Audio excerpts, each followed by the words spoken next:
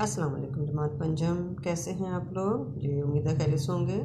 तो बच्चों, हम सबक पढ़ रहे थे पाकचीन दोस्ती, और पाकचीन दोस्ती में हमने सवालों के जवाब भी कर लिए थे, खाली जगह और MCQs जो हैं वो कर लिए थे हमने इसके। तो आज जो हमने काम और जुमले भी बना लिए थे। ठीक हो गया बच्चों? तो आज जो हमने काम करना है वो है, हमारा पहला तो सवाल है कि सादा जुमलों को मनफी जुमलों में तब्दील करना। और मनफी जुमलों में तब्दील करने के लिए आपको पता है कि हम क्या करते हैं कि हमने जो हमारा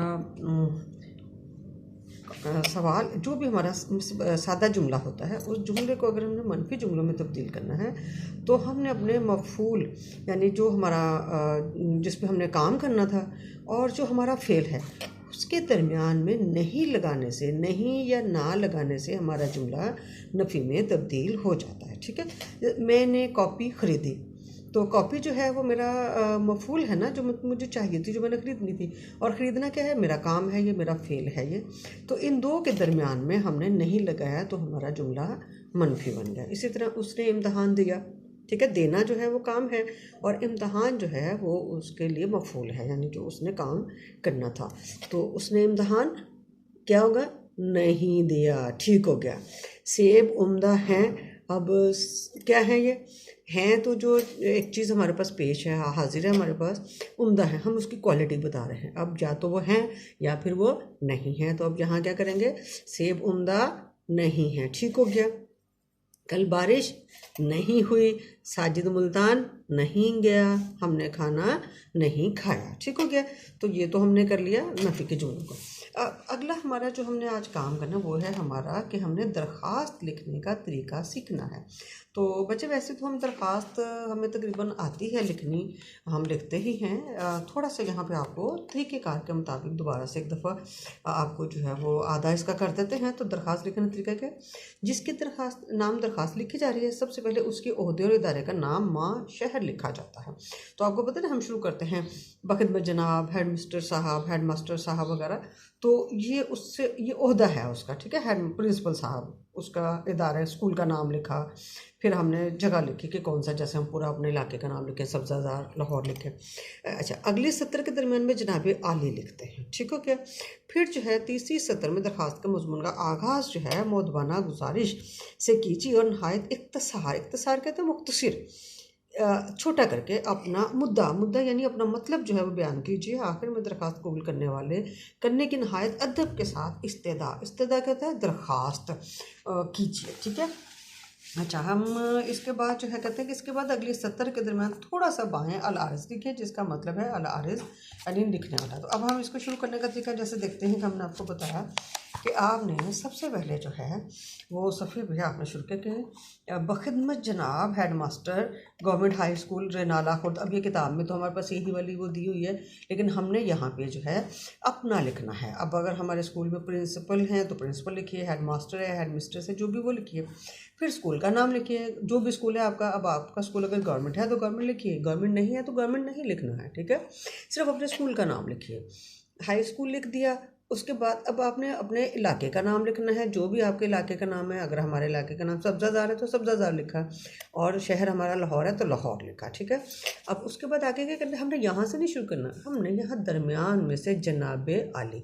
अगर हमारा जो है वो हेड मास्टर है, मर्द है, तो फिर हमने आली लिखना है, और अगर वो मोहतरमा हैं तो फिर हमने जनाब आलिया लिखना है। ठीक हो गया।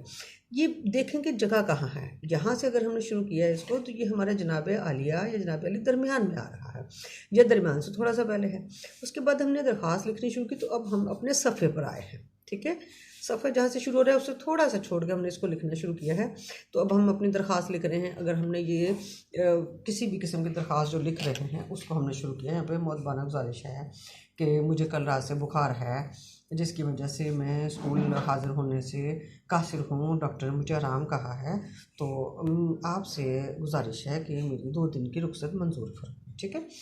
ये हमने ये लाइनें हमारी, हमने सब अपना यहाँ पे हमने मुद्दा अपना बता दिया है, बयान बता दिया। अब हमने इसको ख़त्म करना है। तो अल आरिज़, अल आरिज क्या है? यानी अर्जी किसने दी है उसका है। अब ये कहाँ लिखना है? जैसे ये हमारा जनाबी हाली, हमने यहाँ सफ़े के अगर ये आधा है तो यहाँ से हमने थोड़ा सा यहाँ से शुरू किया। इसी तरह अब ये जो अल आरिज है, ये हमने यहाँ पे अगर हमारा सफ़ा आता है तो आधे में या फिर इसके थोड़ा सा बाएं जाने, बाएं क्या होता है? उल्टी तरफ से थोड़ा सा इसके बाएं जानब हमने इसको लिखना शुरू किया। ठीक है, तो अल आरिज जिसको आप अर्ज़े भी कहते हैं, अल आरिज, अपना नाम लिखिए। क्या लिखना है? अपना नाम लिखिए। ये वाला नाम नहीं लिखना आपने, अपना नाम लिखिए। आपकी जमात है, आपका रोल नंबर है। ठीक है, और फिर उसके बाद यहाँ पर आपने थोड़ा सा जो है वो इसको तारीख जो है वो आप थोड़ी सी हटा सकते हैं यहाँ से। ये अगर आपका लाइन यहाँ आ रही, नीचे भी आ सकता है और ये थोड़ा सा आपका इस तरह भी आ सकता है, तो ये आपकी दरख्वास्त पूरी होगी। तो बच्चे ज़रा इस वीडियो को गौर से देखिएगा और बार बार इसको देख के ज़रा अच्छी तरह से समझिएगा।